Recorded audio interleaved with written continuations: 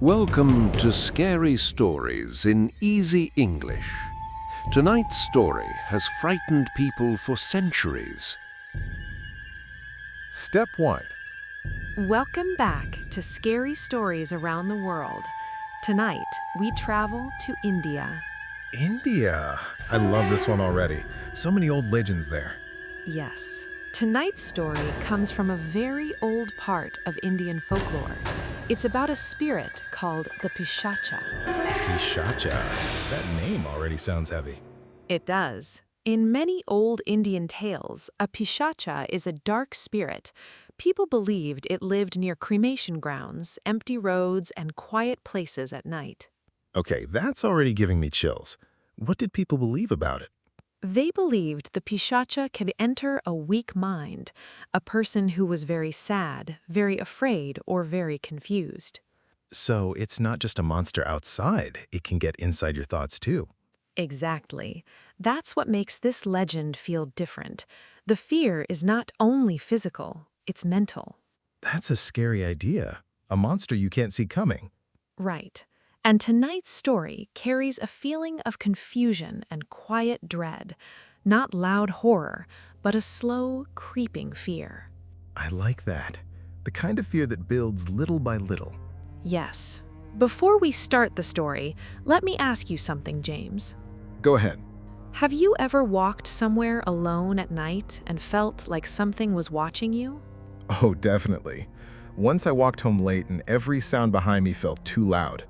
That feeling, that small doubt in your mind, is close to how people describe meeting a Pishacha. Great. Now I'm already looking behind me. Good. That means you're ready for tonight's story. Where does our story happen tonight? In a small village near an old riverbank in northern India, the kind of place with narrow paths and old banyan trees. I can already picture it. Dark trees, quiet air. And somewhere near that village, there was a burning ground, a place where people said goodbye to the dead. And that's where the Pishacha lived? That's what the villagers believed. At night, they avoided that path completely. I don't blame them. Tonight's story is about a young traveler named Arjun, and one night he had no choice but to walk near that place. Oh no, I already feel bad for him. This story carries themes of fear, confusion, and one small mistake that changes everything. A small mistake? That sounds dangerous. In these old legends, it usually is. All right, listeners, get comfortable, but maybe don't get too comfortable.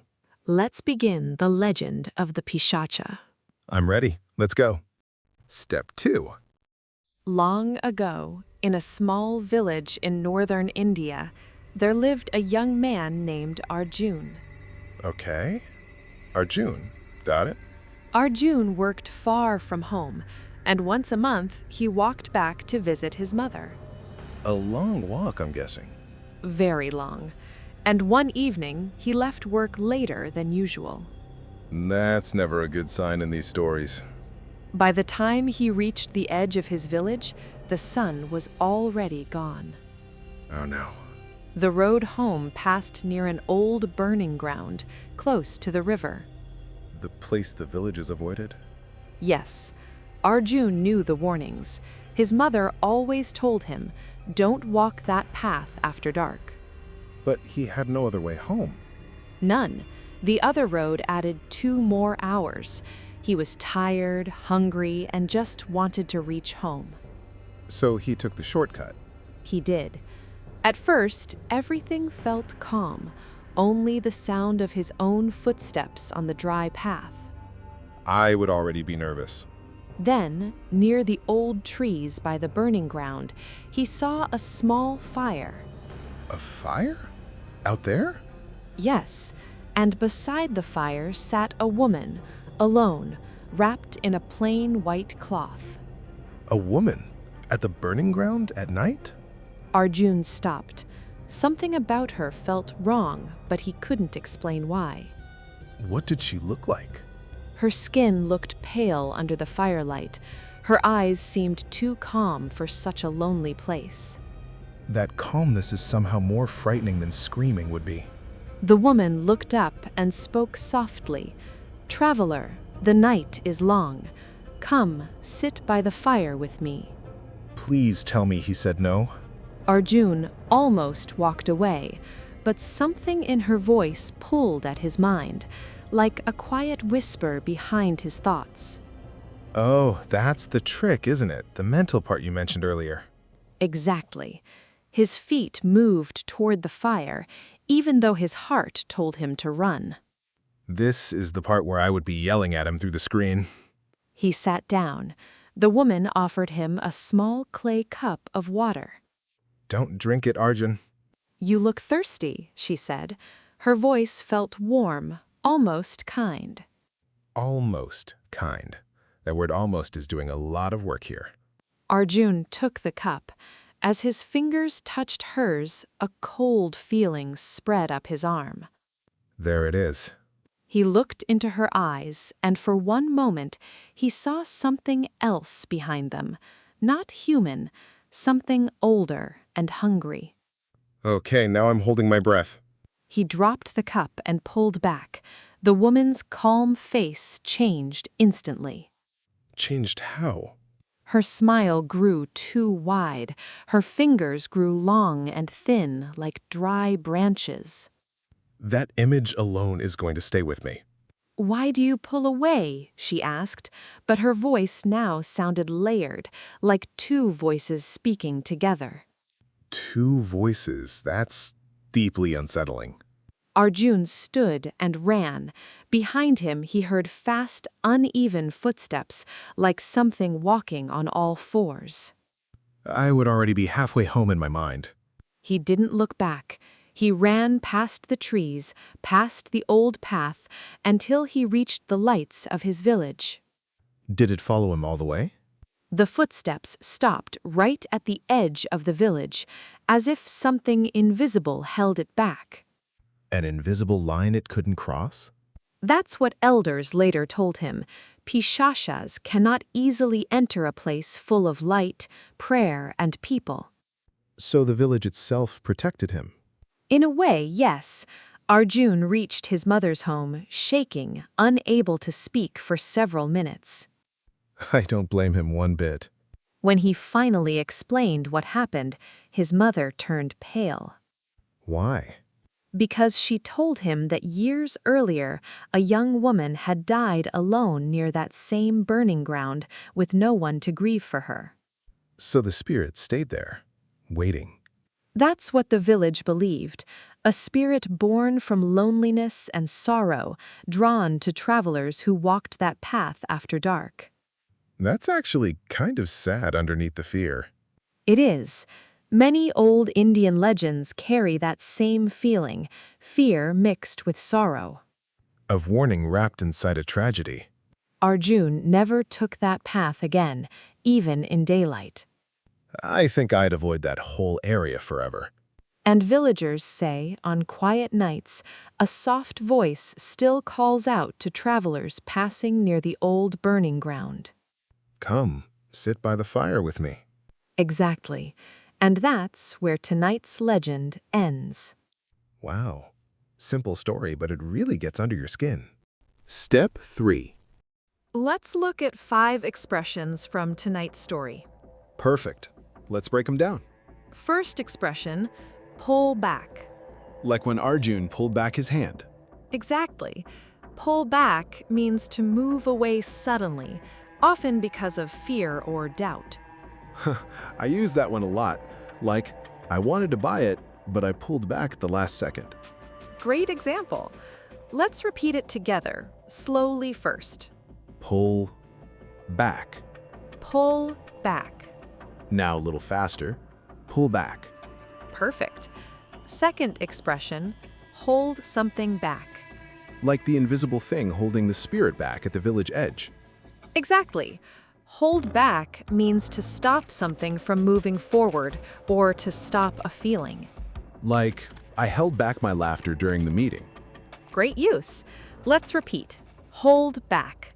Hold back. Third expression, get under your skin. I said that at the end of the story. You did. It means something affects you deeply or bothers you in a lasting way.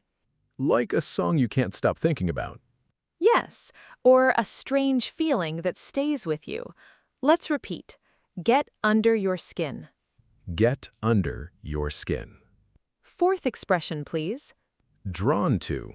Like the spirit being drawn to travelers. Exactly. Drawn to means attracted to something, often in a way you can't fully explain. I'm drawn to spicy food even when I know it's a bad idea. Good example. Let's repeat. Drawn to. Drawn to. Last expression. Grieve for someone. That's a heavier one. Yes, grieve for someone means to feel deep sadness after losing them. Like family members grieving after a loss. Exactly. Let's repeat. Grieve for. Grieve for. Now, let's try a quick role play using two of tonight's expressions. I'm ready. Let's go. Arjun almost went inside, but something made him pull back. And the memory of that night still gets under his skin. Great job! Notice how natural these expressions sound when they're inside a real story. Much better than memorizing them from a list. One quick pronunciation tip. In drawn to, the ah sound is long. Drawn. Drawn. Perfect. And in grieve, the IE sound like a long E. Grieve. Grieve. Great work tonight, listeners.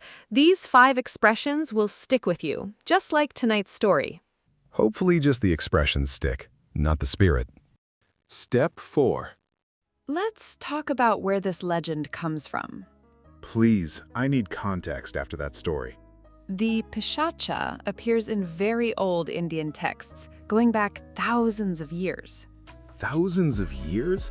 That's ancient. Yes. In old Sanskrit literature, Pishachas are described as flesh-eating spirits that wander near cremation grounds, forests, and empty roads. So this fear is deeply rooted in the culture. Very deeply. In many regions of India, people traditionally avoided walking near burning grounds at night out of respect and caution. Respect for the dead and caution for the living. Exactly. Death held a very sacred meaning, and disturbing that space was seen as dangerous. What about the woman in tonight's story? Why a lonely spirit specifically?